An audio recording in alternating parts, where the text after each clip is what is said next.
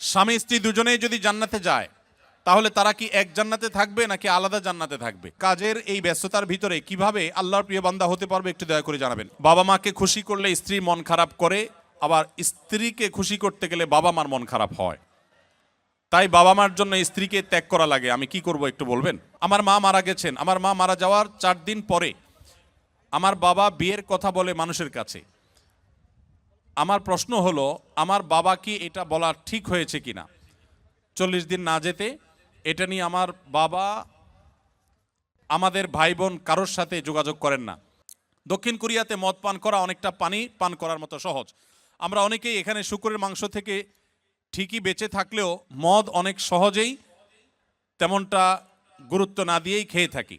এত কষ্ট করে হালাল উপার্জন করেও মদ পানের মাধ্যমে আমরা নিজেদের উপার্জন ধ্বংস করছি এবং আখিরাতকে কতটা ক্ষতি করলাম। এখানে কোরিয়াতে বেশ কিছু চকলেটের উপাদানের জায়গা লেখা থাকে সাসুগি বা থাক্কুগি, যার অর্থ গরু বা মুরগি, অথবা চকলেটগুলো সফট মিল্ক ফ্লেভারের চকলেট। আদৌ পিওর গরু বা চিকেন আছে কি না তা বোঝা যায় না, থাকলেও হালাল কিনা আমরা সেটা জানি না। এমন নুডলসও আছে। এরকম চকলেট বা নুডলস খাওয়া আমাদের জন্য হালাল হবে কি না? সময়ের অভাবে জুমার নামাজ 2 রাকাত পড়লে নামাজ হবে কিনা? এরপরে প্রশ্ন হলো, আপনাকে আল্লাহর জন্য অনেক ভালোবাসি। আমার প্রশ্ন, আমার কাজের এই ব্যস্ততার ভিতরে কিভাবে আল্লাহর প্রিয় বান্দা হতে পারবে একটু দয়া করে জানাবেন। আল্লাহর প্রিয় বান্দা হওয়ার জন্য 5 ওয়াক্ত নামাজ ঠিকমতো সুন্দর করে সমত আদায় করবেন, চোখের জেনা থেকে বেঁচে থাকবেন, মাদক সহ সকল হারাম থেকে বেঁচে থাকবেন, এবং এই পরিবেশে ভালো মানুষদের, দিনদার আলেমোলামা মুত্তাকি পরেজগারদের সাথে থাকবেন, তাদের সাথে উঠা বসা করবেন এবং দাওয়াত দেওয়ার মানসিকতা, ইসলাম প্রচারের মানসিকতা রাখবেন। সবসময় আল্লাহর জিকিরে এবং আল্লাহর স্মরণে মাশগুল থাকবেন। ইনশাআল্লাহ আপনি আল্লাহর প্রিয় বান্দা হতে পারবেন। কোরিয়ার মধ্যে আমরা কিভাবে দৃষ্টিকে নত রাখবো এবং নিজের ইমানকে বাঁচিয়ে রাখবো, এই সম্পর্কে কিছু বলবেন। ইমান বাঁচিয়ে রাখার জন্য ইতিমধ্যে আমরা কয়েকটি পরামর্শ দিয়েছি, যে পরামর্শগুলো আমল করলে বা সেগুলো লক্ষ্য করলে ইনশাআল্লাহ আপনি ইমান বাঁচিয়ে রাখতে পারবেন। সেই সাথে আমি একটু প্লাস করি, প্রতিকূল পরিবেশে নজর হেফাজত করা খুব কঠিন। আপনারা জানেন এখানে মেয়েরা চলাফেরার ক্ষেত্রে ইসলামী লাইফস্টাইল তারা মেনটেন করে না, খুব স্বাভাবিকভাবে সঙ্গত কারণেই আমাদের জন্য এই পরিবেশে চোখের হেফাজত করা কঠিন হয়। মনে রাখবেন, নবী করিম সাল্লাল্লাহু আলাইহি সাল্লাম বলেছেন, জেনাল আইনি আন নজর। আমাদের অনেক মুসলিম ভাইরা আছেন এখানে যারা হয়তো জানেনও না যে নবী সাল্লাল্লাহু আলাইহি সাল্লাম বলেছেন মানুষ কিন্তু চোখ দিয়েও জেনা করে। আর চোখের জেনা হলো চোখ দিয়ে সে এমন কিছু দেখলো যেটা দেখা তার জন্য অ্যালাউড না, পারমিটেড না। একজন নারী তিনি যদি বেপর্দা থাকেন, তিনি যদি অশ্লীল বা খোলামেলা পোশাকে চলাফেরা করেন, আপনি আপনার দৃষ্টিকে সংযত রাখবেন।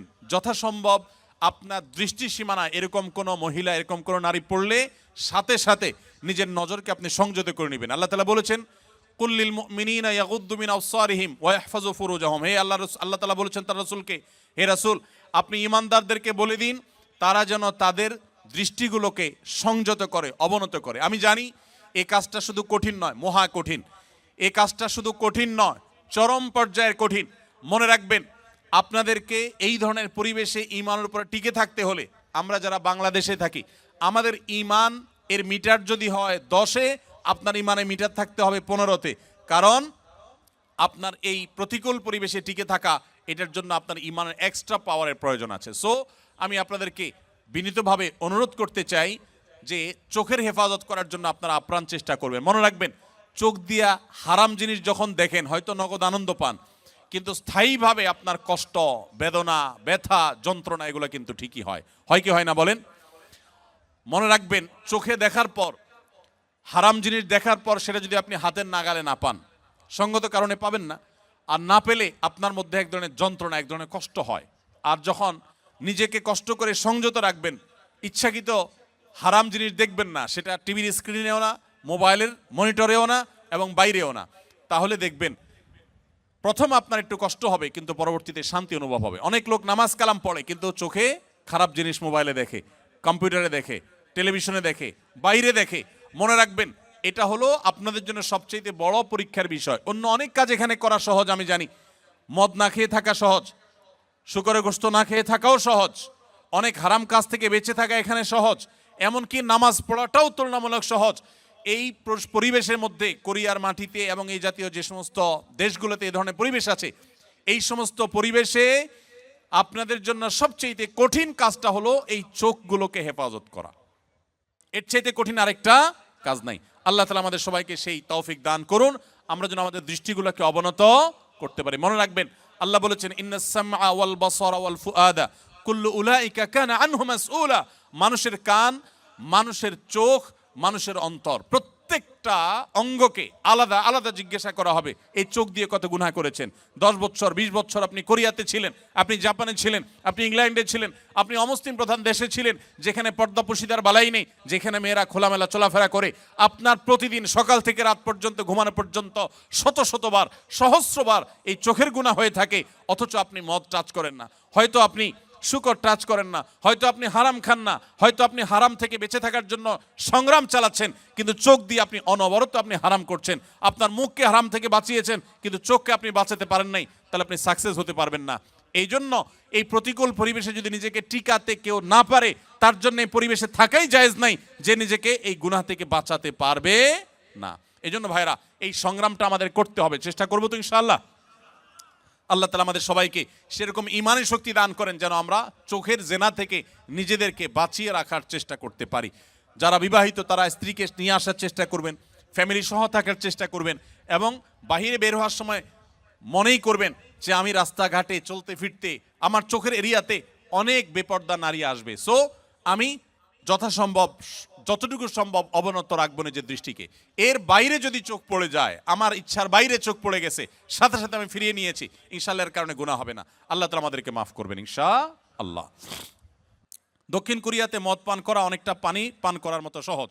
আমরা অনেকেই এখানে শুকরের মাংস থেকে ঠিকই বেঁচে থাকলেও মদ অনেক সহজেই তেমনটা গুরুত্ব না দিয়েই খেয়ে থাকি।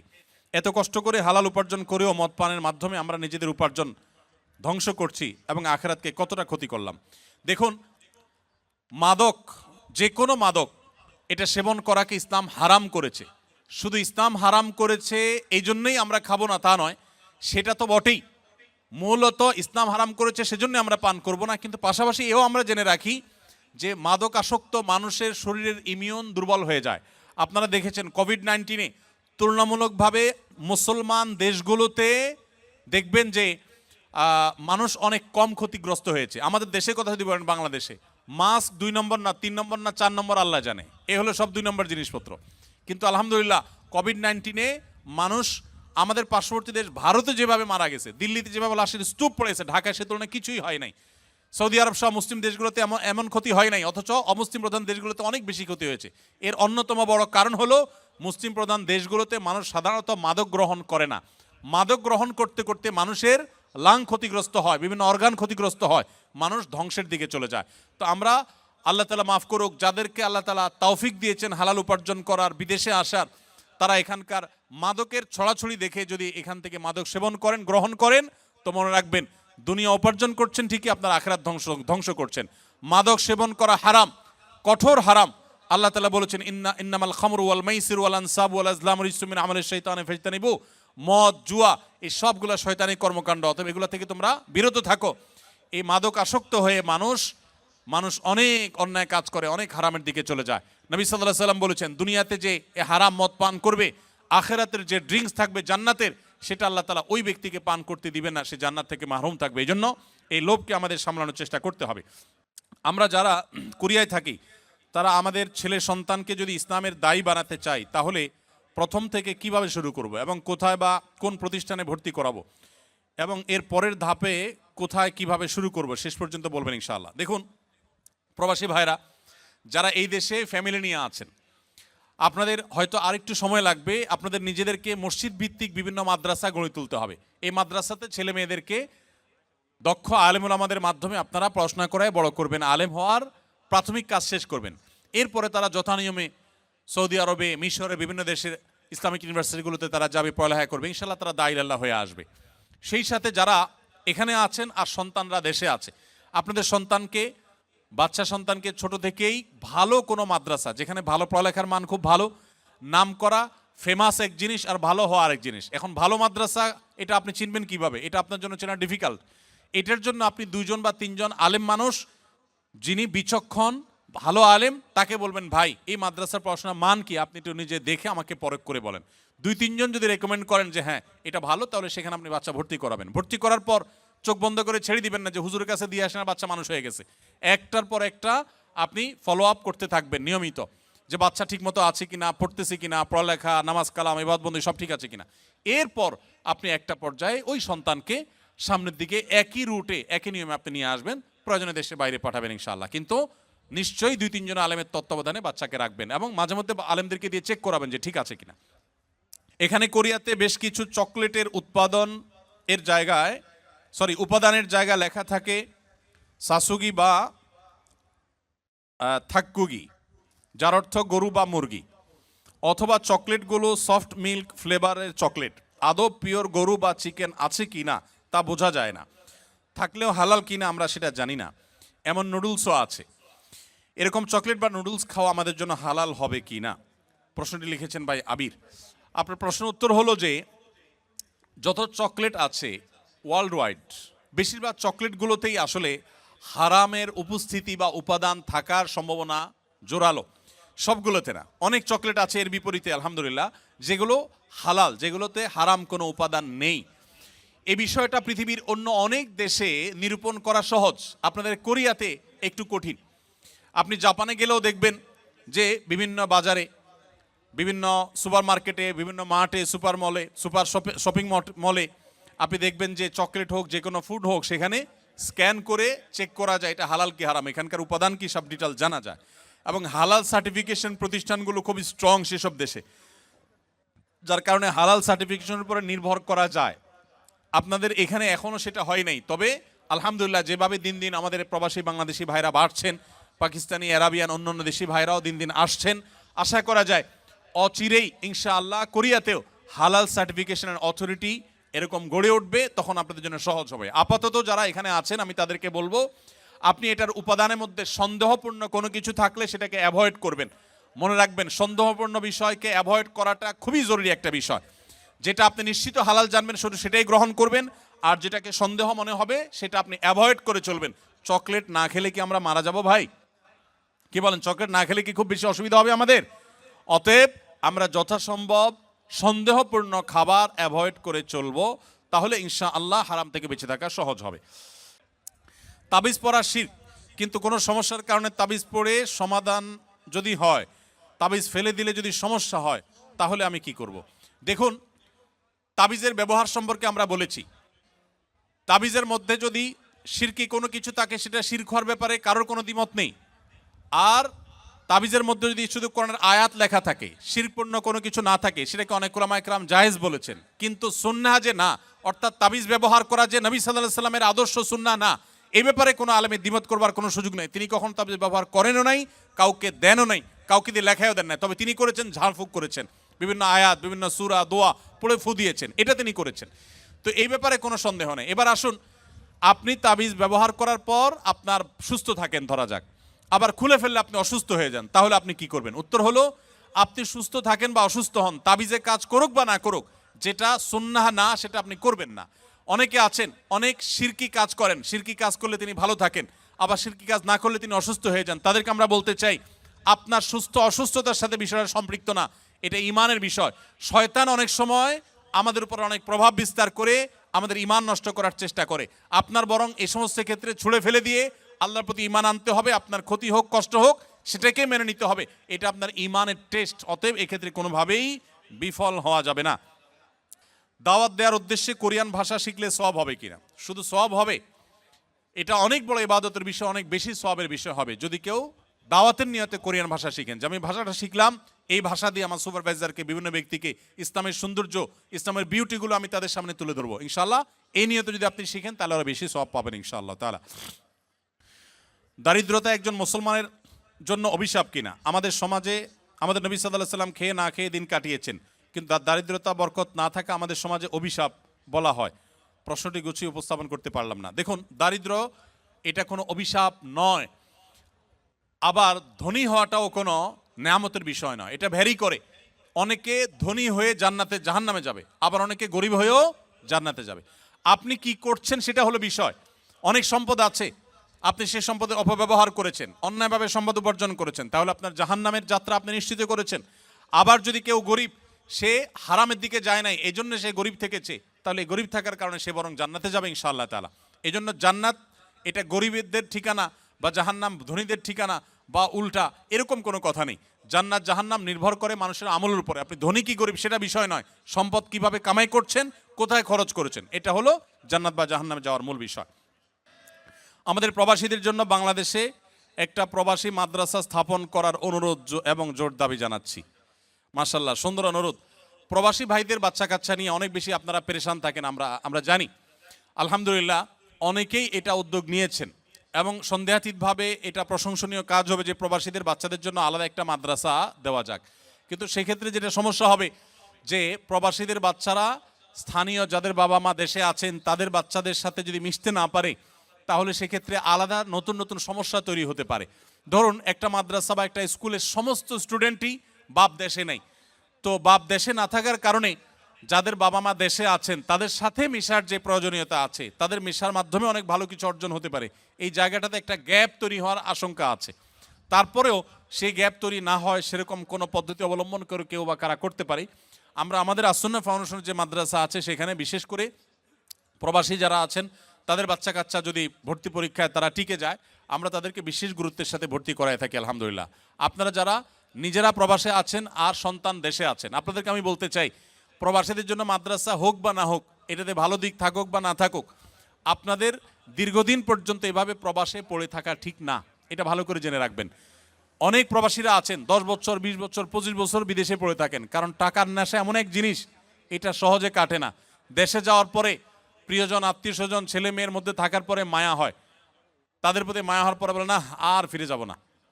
এরপর কয়দিন পরে যখন টাকা পয়সা যেগুলো সাথে নিয়ে গেছে এগুলো আস্তে আস্তে শেষ হওয়া ধরে, এবার বলে না আরেকবার যাই কোন রকম 6 মাস 1 বছর থেকে এবার চলে আসবো। আইসা আবার যখন টাকার গন্ধ পাওয়া শুরু করে তখন আর যেতে চায় না, শুধু মরণটা বাকি রেখে অনেকে দেশে যায়, যে ঠুস করে মরে কবরে চলে যায়। দুঃখজনক। প্রবাসী ভাইরা হয় ফ্যামিলিকে সাথে নিয়ে থাকবেন, আর না হলে একটা নির্দিষ্ট সময় কিছু পুঁজি সংগ্রহ করে ভিসার টাকা দায় দেনা পরিশোধ করে দেশে যে কিছু করার চেষ্টা করবেন। লম্বা সময় পর্যন্ত বউ বাচ্চা দেশে রাখবেন। অনেক প্রবাসীরা ভাইরা আছেন যাদের ছেলে মেয়েরা মানুষ হয় না, এর অন্যতম কারণ হলো টাকা পয়সা দিয়েই তো মানুষ হয় না। বাবার স্নেহটা অনেক বেশি দরকার। বাবা যদি না থাকেন অনেক সময় সন্তান দেখা যায় যে সে পরিমাণ সৎ পথে আসতে পারে না, তো সেদিকটা আপনারা খেয়াল রাখবেন। বাথরুমে অজু করলে অজু হবে কিনা? বাথরুমে যদি অজু করেন সেক্ষেত্রে অজু হয়ে যাবে, অজু হওয়া নিয়ে কোনো সন্দেহ নাই যে অজু হবে না। তবে যদি বেসিন এবং কমোড এর মধ্যে কোনো পার্টিশন না থাকে, টেপ এবং কমোড বা প্যান ওখানকার মধ্যে যদি কোনো পার্টিশন না থাকে, তাহলে ওই জায়গায় অজু করার সময় মনে মনে বিসমিল্লাহ বলবেন, অজু হয়ে যাবে। তবে উত্তম হয় এই সমস্ত ক্ষেত্রে বাইরে কোনো বেসিন থাকলে সেখানে বিসমিল্লাহ বলে হাত ধুলেন, কুলি করলেন, শুরু করলেন, বাকি কাজ ভিতরে সে শেষ করলেন। কারণ অজুতে বিসমিল্লাহ বলতে হয় আর টয়লেটে বিসমিল্লাহ বলা নিষেধ, আল্লাহর নাম নেওয়া নিষেধ। সেজন্য আপনি বাইরে বিসমিল্লাহ বলে শুরু করে এরপর আপনি ভিতরে প্রবেশ করেন, এটা হলো সবচাইতে উত্তম এবং সেফ। আমি মোহাম্মদ দেলোয়ার হোসেন। আমার প্রশ্ন হলো, বাবা মাকে খুশি করলে স্ত্রী মন খারাপ করে, আবার স্ত্রীকে খুশি করতে গেলে বাবা মার মন খারাপ হয়, তাই বাবা মার জন্য স্ত্রীকে ত্যাগ করা লাগে, আমি কি করব একটু বলবেন? ভাই এই প্রশ্নের উত্তর গত বছরও আমি দিয়েছি, সব সময় আমি দেই। আপনাদেরকে যারা এখানে বিবাহিত আছেন বিদেশে আছেন, আপনারা যে কি পরিমাণ প্যারায় আছেন এটা দেশের অন্য কোনো মানুষ না বুঝলেও আমি খুব ভালো করে বুঝি। আমাদের আজহারি ভাই খুব ভালো করে বুঝবেন, কারণ আমরা দুজনই, উনি এখনো প্রবাসে আছেন আর আমি 10 বছর সৌদি আরবে প্রবাস জীবন কাটিয়ে আসছি। ভাইরা আমার, এর উত্তর খুবই সহজে আমি দিচ্ছি। মনে রাখবেন, যারা প্রবাসে আছেন অথবা দেশেই আছেন, বিয়ে করার পরে দেখা যায় বউরে খুশি করতে গেলে মা না খোশ, আবার মারে খুশি করতে গেলে বউ না খোশ। আপনাদের এই পরিস্থিতি থেকে বের হওয়ার জন্য কিছুটা ডিপ্লোম্যাটিক আচরণ করতে হবে, কূটনৈতিক আচরণ করতে হবে। যারা বিভিন্ন দেশে ডিপ্লোম্যাট হিসেবে থাকেন তাদের দেখবেন কথাবার্তার ভিতরে প্রচুর ফাঁক ফোকর থাকে, তারা হাতে রেখে কথা বলে। বেশিরভাগ ক্ষেত্রে এই পারিবারিক অশান্তিগুলো দূর করার মূল সমাধানটা হলো বুদ্ধিমত্তা। এর ভিতরে প্রথম যে কাজটা আপনাকে করতে হবে তা হলো, এই ডিপ্লোম্যাটিক আচরণেরও আগে যে কাজটি করতে হবে তা হলো, বেশি শেয়ানামি না করে, বেশি চালাকি না করে একটু বোকাশোকা থাকার চেষ্টা করবেন। পারিবারিক অশান্তি দূর করার সবচেয়ে সহজ এবং সবচেয়ে শর্টকাট সমাধান হলো যে একটু বেকুব বেকুব ভাব ধরে থাকবেন। জিনিসটাকে একটু ব্যাখ্যা করে বলবো। আচ্ছা, ধরেন আপনার স্ত্রী এসে আপনার মার নামে এক গাদা বদনামি করছে, তোমার মা এটা বলছে, তোমার মা ওইটা বলছে, উনি কি এটা বলতে পারে, একটা বুড়া মানুষ কিভাবে এই কথা বললো, তোমার ভাই এটা বলছে, তোমার বোনও এটা করছে, দুনিয়া আর বিচার দিল বউয়ে। তখন আপনি একজন সভ্য স্বামীর মতো, ভদ্র স্বামীর মতো মনোযোগ দিয়ে সব কথা শুনবেন। অনেক স্বামী আছে বেকুবের মতো বউয়ের কথা শোনে না, বলে বুঝছি তুমি কি বলবা, হয়েছে থামো। না, খবরদার, ফুল কথা বলতে দিবেন, তার যত জেদ আছে সব ঝাড়তে দিবেন, 2-4-5 মিনিট যা লাগে বলে সে যখন হাঁপায় উঠবে, বলবে যখন কি ব্যাপার তুমি কিছু বলো না কেন, এবার আপনি তখন ফ্লোর নিয়ে এবার আপনি তাকে বলবেন যে দেখো তুমি যা বলছো আমি তো বুঝতেছি আমার রাগে সব পশম দাঁড়ায় গেছে, দেখো তোমার কষ্টে তো আমার ভেতরটা জ্বলে পড়ে ছাই হয়ে যাচ্ছে, দেখো। যেভাবে বলা দরকার বলে তাকে আগে এটা কনভিন্স করবেন যে আমি তোমাকে ইগনোর করছি না, তোমার সমস্ত কথাগুলো ক্যাচ করেছি এবং তোমার ব্যথা আমি ব্যথিত। এরপরে এবার বলবেন দেখো যদি মা না হতো, যদি নিজের ছোট ভাই বোন এদেরকে যদি পিটায় মেরে ফেলা জায়েজ হইতো, বা এদেরকে যদি বড় ভাই আমার উল্টাপাল্টা করতেছে, বড় ভাই কিছু বলতে পারতেছি না, আল্লাহ রসুল বড়দেরকে সম্মান করতে বলছেন, যদি সেটা না করা লাগতো তো আজকে এসপার কি ওসপার আমি করে ছেড়ে দিতাম। এরকম 2-4টা কথা যখন বলবেন, বউ দেখবেন তার যে গিয়ারে ছিল সেখান থেকে একদম হাফ গিয়ারে চলে আসছে, এখনো কিছুটা থাকবে। এরপরে আপনাকে সে যেটা বলবে সে হলো, আপনার সব লেকচার শোনার পর সে আপনার ব্যাপারে একটা কমেন্ট করবে। সে কমেন্টটা হলো যে আমার স্বামী লোকটা আসলে, মনে মনে হয়তো বলবে বা অন্য কাউকে বলবে যে লোকটা আসলে ভালো কিন্তু বেকুব। সে একটু শক্ত হইলে এগুলার সব সাইজ করে ফেলতো, কিন্তু বোকা শোকা মানুষ, এজন্য সে সাহস নাই, বেকুব, তুমি কি পুরুষ হইলা, এসব বলবে। তো বললে তখন একদম বেকুব সেকুব থাকে। বাহিরে বহুত পণ্ডিতি করেন কিন্তু বাসায় পণ্ডিতি করে না, সব জায়গায় পণ্ডিতি করতে যায় না, এখানে খুব বোকা শোকা থাকবেন। বুঝতে পারছে কথা? এবার আসেন মায়ের পার্ট। মা যদি আইসা বলে এই শোন এদিকে আয়, তোর সাথে কথা আছে, বলবেন মা কি বলবা বলো। এবার মাকে যদি বলেন যে বাবা তোর বউ এই এই বলছে, এই এই করছে, সে কি এটা করতে পারে, কত বড় সাহস, তোর গলায় দড়ি দিয়ে মরা উচিত। মা যদি এসব কথা বলে, মাকে একইভাবে বলবেন মা আল্লাহ নবী সাল্লাল্লাহু সাল্লাম কোনোদিন স্ত্রীদের গায়ে হাত তোলেন নাই। ইসলামে যদি বউ পিটানোর নির্দেশ থাকতো তো আজকে ঠ্যাং উপর দিক বাইন্দে আমি পিটাইতাম। আমার হাতটা শুধু বাইন্দে রাখছে ইসলাম। আল্লাহ রসুল কোনোদিন স্ত্রীদের গায়ে হাত তোলেন নাই। না হলে মা এত বড় সাহস, এরকম কথা সে বলতে পারে। যা কি বলছে না বলছে সেটা পরে, আপনি বিচার বিশ্লেষণ না করতে গিয়ে উপস্থিত ওই জায়গাতে সামাল দেওয়ার চেষ্টা করবেন। কথা কি বুঝতে পারছেন? আপনার এই আচরণ শোনার পর আপনার মা কি বলবে জানেন? মাও ঠিক ওই বউয়ের মতোই বলবে আমার ছেলেটা আসলেই মানুষ ভালো, সমস্যা হলো আমার পোলাটা না বোকা, একদম বেকুব, এই জন্য সেই। তো বউয়ের কাছেও বেকুব থাকলে মায়ের কাছেও, কিন্তু আপনাকে কেউ দোষী সাব্যস্ত করবে না। আর যদি পণ্ডিতি করে বউরে বলতে চান ঠিক আছে আমি দেখতেছি, থামো তুমি, মা কিভাবে এসব কথা বলে, এরপর যাবো মা কই আসো তুমি এদিকে আসো, এবার বসে মার সাথে আলাপ শুরু করলেন, ওখানে বাঁধবে একটা ইউক্রেন রাশিয়া যুদ্ধ, বিশাল কাণ্ড হয়ে যাবে।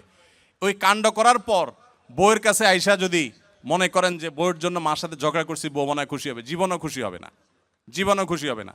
যতই করেন বউরে খুশি করতে পারবেন না, কোন একটা প্যাঁচ বাঁধবেই এবং কোন একটা ফাঁক বের করবে। আর মা তো নাখোশ হইছেই। আবার মায়ের হয়ে যদি বলেন এই তুমি কত বড় সাহস, আমার বোনরে কি করলা, ভাইরে কি করলা, মারে কি করলা, দেখবেন আরেক যুদ্ধ বাড়ছে। এই জন্য এগুলোর খুব বেশি পণ্ডিতি না করে যথাসম্ভব একটু কূটনৈতিক আচরণ করে, একটু চালাকি করে, একটু বোকা সেজে সমাধান করার চেষ্টা করবেন। আবার সব সময় এই পলিসি অবলম্বন করবেন না। এখন মুশকিল হলো শিখাই দিলে মহিলারাও এগুলো শুনে ওয়াজ, তারাও শিখা যায়। এবার মহিলারা ঘরে গেলে বলে যে না এই পলিসি তো আগে থেকে জানা, তুমি বোকা সাজতেছ, তখন আপনি একেবারে মানে সিরিয়াস বোকা, শুধু ওই মুহূর্তের জন্য, সবসময়ের জন্য বোকা। আসলে ঘরে যারা যত বেশি বোকা থাকে তারা তত বেশি সুখে থাকে। বোকাদের সাংসারিক জীবনে তারা সুখে থাকে, আর শেয়ানা পাবলিকগুলো সব দৌড়ের উপরে থাকে।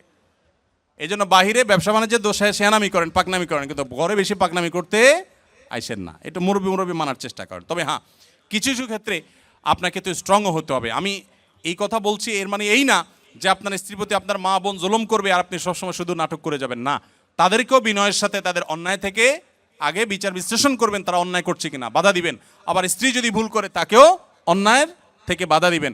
প্রয়োজনে আপনি ইসলামী শরিয়ার নীতিমালা আলোকে শাসনও করবেন, কিন্তু মূল পলিসি হবে ওই যে বেকুব বেকুব ভান বা বেকুব বেকুব আপনার নিজেকে হিসাবে উপস্থাপন করার চেষ্টা করবেন। এটা অনেক সহজ একটা উপায়। একটা ছোট ভিডিও ক্লিপে দেখলাম যে আপনি মদ খাওয়ার পর নেশাগ্রস্ত না হলে নামাজ পড়া যায়, এরকম কথা বলেছেন। এ সম্পর্কে জানতে চাই বক্তব্যটা সঠিক কিনা। দেখুন, আমাদের এরকম একটা বক্তব্য কিছুটা অস্পষ্ট ছিল, সেখান থেকে অনেকের ভুল বুঝাবুঝি তৈরি হয়েছে। আমরা সাথে সাথে তার পাল্টা বক্তব্য কিন্তু দিয়েছি যখনই জানতে পেরেছি। বিষয়টা আমি ক্লিয়ার করি। বিষয়টা হলো, কেউ যদি মাদক সেবন করে, মাদক সেবন করার পর তার নামাজ মাফ কিনা, এ হলো প্রশ্ন। এই প্রশ্নের উত্তর হলো, মাদক সেবন করলে তার নামাজ মাফ হওয়ার তো প্রশ্নই ওঠে না, কারণ মাদক সেবন করা কি হালাল না হারাম? হারাম। অতএব হারাম কাজ করার পরে শরীয়তের কোনো ছাড় তো পাওয়ার প্রশ্নই নেই। তবে এই প্রশ্ন যিনি করেছেন তার মনে অন্য একটা কারণে প্রশ্ন উদ্রেক হচ্ছে, সেটা হলো আপনারা জানেন কেউ মাদক আসক্ত হয়ে নেশাগ্রস্ত হলে 40 দিন পর্যন্ত তার ইবাদত কবুল হয় না, হাদিসে আছে। তো হয়তো চিন্তা করছেন যে ইবাদত করে কবুল হবে না, ওটা করে লাভ কি? তো এর উত্তর হলো, আপনার দায়িত্ব আপনাকে পালন করতে হবে। অনেক বাবা তার সন্তানকে বলেন, তুই এই কাজ করলে তুই আমার সন্তান আমার বাসায় আসবি না। এর মানে এই না যে সন্তান যায় বার্থ সার্টিফিকেটে বাবার নাম চেঞ্জ করে ফেলে। এর মানে হলো সন্তানকে ধমক দেওয়া, তাকে সতর্ক করা। তো আল্লাহ রাব্বুল আলামিন কবুল করুন বা না করুন, আপনার দায়িত্ব আপনাকে পালন করতে হবে, সেজন্য আপনি নামাজ পড়বেন। এখন প্রশ্ন হলো, মাদক আসক্ত ব্যক্তি মাদক সেবন করে নামাজ পড়লে কিভাবে নামাজ পড়বে? মাদক পান করা হারাম, সেবন করা হারাম, ভয়াবহ গুনাহ। এরপরে যদি আল্লাহর কোনো বান্দা তিনি নামাজের ওয়াক্ত হয় এবং তার সেন্স থাকে, অবশ্যই তিনি নামাজ পড়বেন। যদি নেশাগ্রস্ত হন তাহলে নেশা কাটার পরে পড়বেন, আর যদি নেশাগ্রস্ত না হন তাহলে ওই অবস্থায় পড়বেন। তবে মাদক সেবন করে নামাজ পড়লে ওযু করে নিয়ে তারপর তিনি নামাজ পড়বেন। আমার কথার খোলাসা, যদি কেউ এটা বুঝে যে মাদক সেবন করাটা কোনো দোষের কিছু না, তাহলে এটা দুর্ভাগ্য ছাড়া কিছু না। এটা বোঝার তো কোনো মানেই নেই। মাদক সেবন করা হারাম, এ ব্যাপারে কোনো আলেমের কোনো দ্বিমত নেই, কোনো সাধারণ মানুষ হচ্ছে জানে না এমন না, সবাই জানে। অতএব মাদককে আমরা ঘৃণা করি, এটা আমরা পান করি না।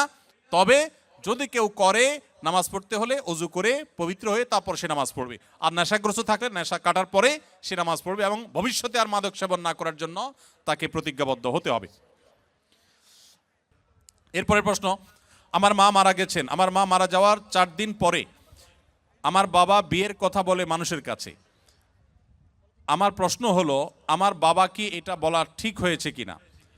40 দিন না যেতে, এটা নিয়ে আমার বাবা আমাদের ভাই বোন কারোর সাথে যোগাযোগ করেন না।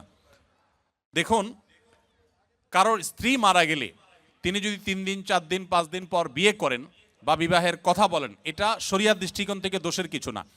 আমাদের দেশে অনেক বাবা আছেন যে স্ত্রী হারা হয়ে গেছেন, কুলাঙ্গার ছেলে মেয়েরা বাবার প্রয়োজন আছে বিয়ে করার, তারপরে বিয়ে করায় না। কেন বিয়ে করায় না? কারণ বিয়ে করালে সেখানে যদি আরেক সন্তান হয়, তারা সম্পদের ভাগ পাবে, আরেকজনকে মা ডাকতে হবে।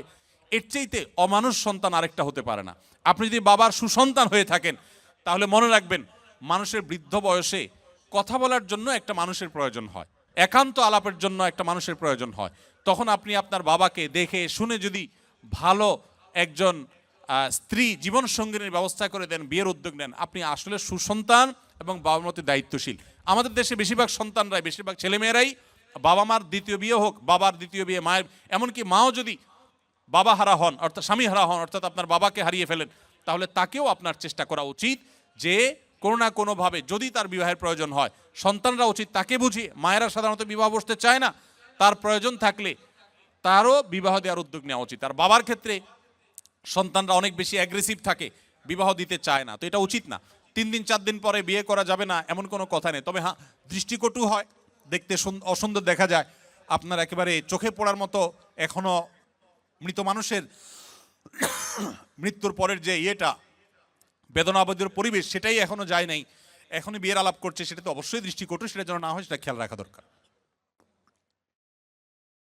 তবে মৌলিকভাবে এটা কোনো দোষী বিষয় না যে স্ত্রী মারা যাওয়ার পরপরই সে বিয়ের কথা বলেছে। 40 দিন পরে বিয়ে করতে হবে এমন কোনো কথা না। তবে হ্যাঁ, মেয়েদের বেলায় স্বামী মারা যাওয়ার পর 4 মাস 10 দিন পর তাকে অন্যত্র বিয়ে বসতে হবে। মেয়েদের বেলায় এটা কেন? এর অনেক কারণ আছে। এর ভিতরে প্রধান কারণ হলো, মেয়েদের গর্ভে তার আগের স্বামী যিনি মারা গেলেন তার সন্তান আছে কি নেই, এটি পরখ করবার জন্য একটা সময় পর্যন্ত তাকে ওয়েট করতে হয়। ছেলেদের বেলায় কিন্তু এটা নেই, যার কারণে ছেলেরা আগে বিয়ে করতে চাইলে সেটা জায়েজ আছে। এখানে ছেলে এবং মেয়ের মধ্যে ইসলাম আপনার বৈষম্য করেছে, কারোর প্রতি জুলুম করেছে, ব্যাপারটা সেরকম কিন্তু না। কোরিয়াতে আমাদের অনেক সময় কোরিয়ান খাবার খেতে হয়, তারা একই পাত্রে শূকর রান্না করে খায়। আমার প্রশ্ন হচ্ছে, আমরা কি সেই পাত্রে রান্না করে খাবার খেতে পারবো কিনা? কোনো পাত্রে যদি শূকর রান্না করা হয়, এরপরে সেই পাত্রটা ধুয়ে সম্পূর্ণ পরিষ্কার করে, তার কোনো আলামত নাই, নতুন করে সেখানে ধুয়ে পরিচ্ছন্ন করে ভালো তেল দিয়ে যদি হালাল খাবার রান্না করা হয়, সেই খাবার খাওয়া জায়েজ আছে, এটা হারাম না। যদি পাত্র ধুয়ে পরিষ্কার করে রান্না করা, আর যদি না ধোয়া হয় ওই পাত্রে আবার রান্না করা হয়, তাহলে আবার কি হবে না, খাওয়া জায়েজ হবে না। ইসলামে লটারি টানা হারাম, তাহলে আমরা 90% লোক কোরিয়াতে লটারির মাধ্যমে আসছি, আমাদের কোরিয়াতে ইনকাম করা হারাম হয়ে গেল তাহলে?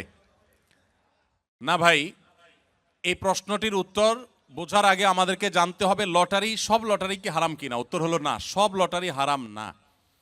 কোন লটারি হারাম আর কোন লটারি হালাল, এটা আমাদেরকে জানতে হবে। প্রিয় নবী সাল্লাল্লাহু আলাইহি সাল্লাম লটারি হারাম হওয়ার কথা যেমন বলেছেন, আবার নবী করিম সাল্লাল্লাহু আলাইহি সাল্লাম বিভিন্ন সফরে যাওয়ার সময় তার একাধিক স্ত্রী ছিল, আপনারা জানেন, তাদের মধ্য থেকে কাকে নেবেন, একজনকে নিলে আরেকজন নাখোশ, সেজন্য তিনি লটারি করে তারপর একজনকে নিয়ে যেতেন। তাহলে নবী সাল্লাল্লাহু আলাইহি সাল্লাম লটারি করা নিষেধ এটা যেমন বলেছেন, আবার লটারির অপশনও রেখেছেন। তাহলে কোনটা হালাল আর কোনটা হারাম? এর উত্তর হলো, দেখুন, যেখানে আপনি ইনভেস্ট করবেন, 10 টাকা দিয়ে একটা লটারির কার্ড কিনেছেন, বা 20 টাকা 50 টাকা এনি অ্যামাউন্ট, এটা দিয়ে আপনি একটা কার্ড কিনেছেন, এরপরে অপেক্ষা করছেন লটারি কখন হবে। লটারি হলো, মিলে গেছে, আপনি 10 টাকায় 40 লাখ টাকা পাইলেন, আপনি 50 টাকায় 5,000 টাকা পাইলেন। এইভাবে যে লটারি হয়ে থাকে এটা হলো জুয়া, এটা পরিষ্কার হারাম। আল্লাহ সুবহানাহু ওয়া তাআলা বলেছেন যে ইন্নাল খামরা ওয়াল মাইসিরা ওয়াল আনসাবা ওয়াল আজলাম রিজসুম মিন আমালিশ শাইতান ফাজতানিবুহু, এটা হারাম। কিন্তু যদি এমন হয় যে কোনো পেমেন্টের ব্যাপার নাই, ধরুন আপনি কোনো একটা জায়গায় কাজ করা নিয়ে ডিসিশনহীনতায় ভুগছেন, যে 5 জন আছে, 5 জনের যে কোনো 3 জনকে নেবেন, 5 জন একই যোগ্যতা সম্পন্ন, তখন লটারি করে যে কোনো 3 জনকে নিলেন, তো এইটা হারাম না, এই লটারি হারাম না। আমরা অনেক সময় দেখা যায় প্রশ্ন করবার জন্য এক একজনকে এক একটা প্রশ্ন করব, কিন্তু কাকে কোনটা করব, কে বলবে আমারটা সহজ আমারটা কঠিন হয়ে গেছে, সেজন্য লটারি করে আমরা প্রশ্ন তুলি, যার যেটা ভাগে আসে তাকে সেটা আমরা করি। তো এই লটারি হারাম না।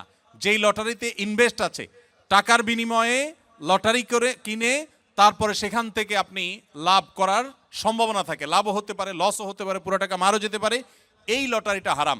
আর এর বাইরে যে লটারির কথা বললাম এটা কিন্তু হারাম না। বিধায় আপনারা কোনো দেশে আসার জন্য যদি এই জাতীয় লটারি করে আসেন, তাহলে আপনাদের উপার্জন হারাম হবে না, ওই লটারি করাটাও হারাম হবে না। ইভেন যদি কেউ হারাম কোনো কিছু করে আসেনও, তাহলে ওই কাজটা হারাম হবে, এর কারণে আপনার হালাল উপার্জনও হারাম হয়ে যাবে, ব্যাপারটা সেরকম না। ঔষধের ভিতর যদি শুয়োরের কোনো উপাদান থাকে, তাহলে সে ওষুধ খাওয়া জায়েজ হবে কিনা? যদি কোনো ঔষধে শুকরের কোনো শরীর বা উপাদান থাকে, তাহলে সে ওষুধ সেবন করা জায়েজ হবে না, যদি বিকল্প কোনো ঔষধ থাকে। যদি আল্লাহ না করুক এমন কোনো রোগ হয় যেই রোগের এই ছাড়া আর কোনো ট্রিটমেন্ট নাই এবং মরণাপন্ন অবস্থা হতে পারে, তাহলে নিরুপায় হলে সেই ব্যক্তির জন্য বহু শর্ত সাপেক্ষে সেটা জায়েজ হতে পারে। কিন্তু যখনই বিকল্প কোনো কিছু আছে, তখন কিন্তু আপনার জন্য হারাম ঔষধ সেবন করা জায়েজ হবে না। সময়ের অভাবে জুমার নামাজ 2 রাকাত পড়লে নামাজ হবে কিনা? আপনারা যারা প্রবাসে আছেন, অনেকে এমন পরিবেশে আছেন যে খুব বেশি সময় পান না, তাহলে চট করে জুমার নামাজ 2 রাকাত আদায় করেছেন, শুধু জুমার ফরজ 2 রাকাত আদায় করেছেন, আগে পরে সুন্নত পড়েন নাই, এটা জায়েজ হতে পারে নিরুপায় ব্যক্তির জন্য, কিন্তু এটাকে নিয়মিত সিস্টেম বানিয়ে ফেলানোর মতো কাজ করা উচিত না। হ্যাঁ, যদি এমন হয় যে আপনার আসলে কিছুই করার নাই, বাধ্য হয়ে অনেকটা নিরুপায় হয়ে আপনাকে এটা করতে হয়, তাহলে আপনি শুধু 2 রাকাত পড়লেও ওয়াক্তের ফরজ আদায় করেছেন, এটুকু তো অবশ্যই বলা যাবে। আর সুন্নতগুলো আগে পরে ফাঁক ফকর দিয়ে হইলেও পড়ার চেষ্টা করা দরকার, কিন্তু কোনো কারণে যদি পড়তে না পারেন তারপর আপনি জুমার নামাজ পড়েছেন, এটা বলা যাবে ইনশাআল্লাহ। এরপরে প্রশ্ন হলো, সুন্নি মুসলমান ও শিয়া মুসলমান সম্পর্কে জানতে চাই, এ ধরনের মুসলমানদের সম্পর্কে মৌলিক ধারণা পেতে চাই। দেখুন, সুন্নি হলেন কোরআন এবং নবী করিম সাল্লাল্লাহু আলাইহি সাল্লামের সমস্ত হাদিসগুলো, বিশুদ্ধ সূত্রে বর্ণিত সমস্ত হাদিসগুলোকে যারা মানে, নবী সাল্লাল্লাহু আলাইহি সাল্লাম এবং তার সকল সাহাবী, তার পরিবারবর্গ সবাইকে যারা মানে, এদেরকে বলা হয় সুন্নি। গোটা পৃথিবীতে বেশিরভাগ মুসলমানই সুন্নি, আমরা সবাই সুন্নি আলহামদুলিল্লাহ। বেশিরভাগ বাংলাদেশি, বেশিরভাগ পাকিস্তানি, ভারতীয়, সাবকন্টিনেন্ট, আরব, পৃথিবীতে বেশিরভাগ মানুষই আলহামদুলিল্লাহ সুন্নি মুসলমান। এবং সুন্নি মুসলমানদের বৈশিষ্ট্য হলো তারা কোরআনকে এবং সুন্নাহকে অনুসরণ করে, সুন্নাহ অনুসরণ করার জন্য সুন্নি বলা হয়।